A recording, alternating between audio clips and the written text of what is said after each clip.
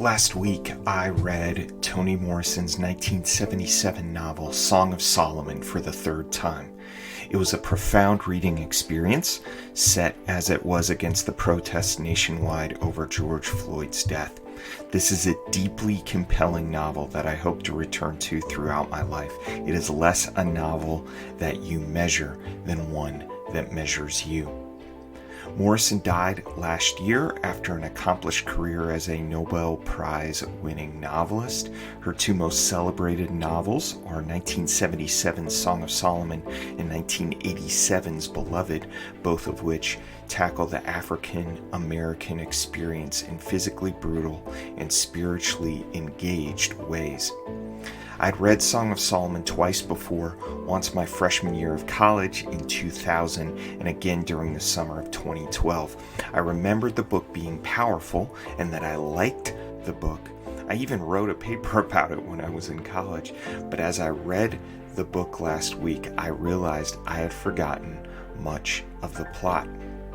The novel is a Bildungsroman, a novel of the education and self-actualization of Macon Dead III, aka Milkman Dead.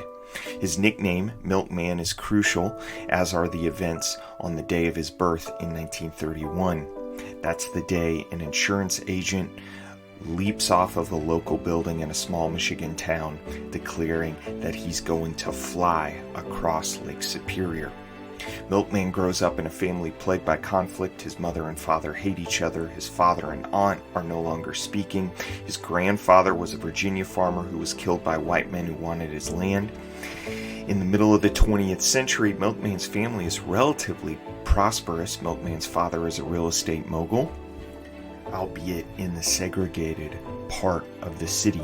The novel follows Milkman and charts his growth through the 1960s by comparing him with his best friend turned blood enemy Guitar, his aunt Pilot, who was born without a navel, his cousin Hagar, and his family's legacy in Danville, Pennsylvania, and Shalimar, Virginia.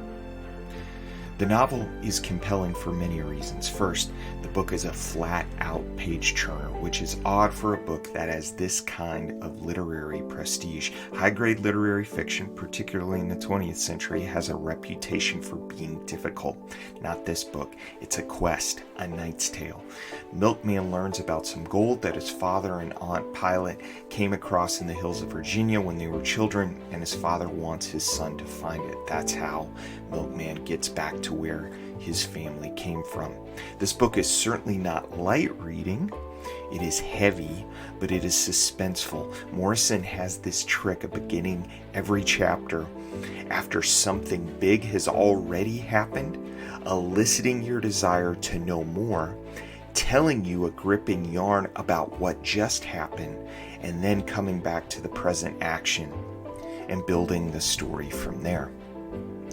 Second, the book is a textbook example of magical realism, a genre that represents the supernatural and natural, the extraordinary and the ordinary, in the same way. Think of fairy tales, African American folk tales, or general mythology, where the seemingly miraculous is possible. In the novel, a woman sees a white bull and gives birth to her son. Milkman meets an elderly woman who is straight out of his dreams and who occupies the home of former slave owners. Milkman's great-grandfather, Solomon, is said to have flown from Virginia back to Africa.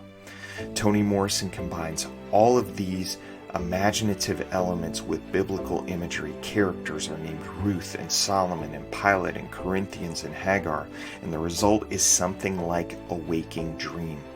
It's paradoxically more real for being so imaginative. Third, the book is funny. There's a recurring joke that exemplifies the book's dark humor. As Milkman faces death in many forms, he jokes, "They can't kill me, I'm already dead," alluding to his own last name. Morrison's quick wit shines through in scenes where characters verbally spar with one another and no one character gets all the good lines. There are some speeches in here that I imagine would be great for dramatic recitation by both men and women. The book is heartbreaking, but its tone is varied. Finally, the book is profound. 5 pages in, Morrison gives us the story of the insurance man who tried to fly, but all that is set against Milkman's birth and the fact that he's the first black baby to be born in the white hospital in town. Milkman's grandfather, who's a doctor, his maternal grandfather, could never take any of his black patients to this hospital. This is in 1930s Michigan, a tiny illustration of what segregation was like even 50 years after the Civil War in the North. What is more fantastic? What is more hard to believe? That a man could fly, or that in a nation built on liberty, an entire segment of citizens couldn't use a hospital because of their skin color. And this small detail hit me in a new way this time through the book. Even more arresting was this quotation in light of George Floyd's death. Milkman has gone back to Pennsylvania and is hearing stories about his grandfather and the way he died. This is what he says. Head and shoulders above it all was the tall, magnificent Macon dead, whose death, it seemed to him, that is Milkman, was the beginning of their own dying, that is the people who grew up with Macon, even though they were young boys at the time. How true is that for the young men and women who have seen videos of a police officer unjustly killing someone, or have experienced the unjust death of someone in their own family?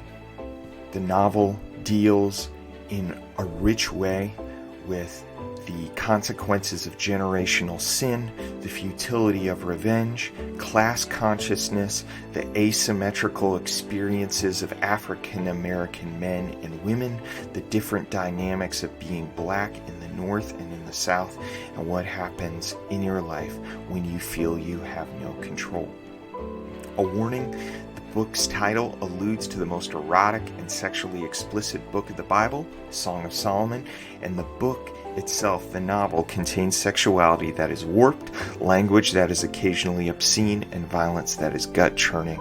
The book contains many, many illustrations of broken, sinful human behavior, but it also contains expressions of redemption and hope in the midst of that darkness. A final recommendation: Toni Morrison herself reads the unabridged audiobook, and listening to her read the final 150 pages of the book was itself a rich experience. I will be living with and ruminating on this book for a while.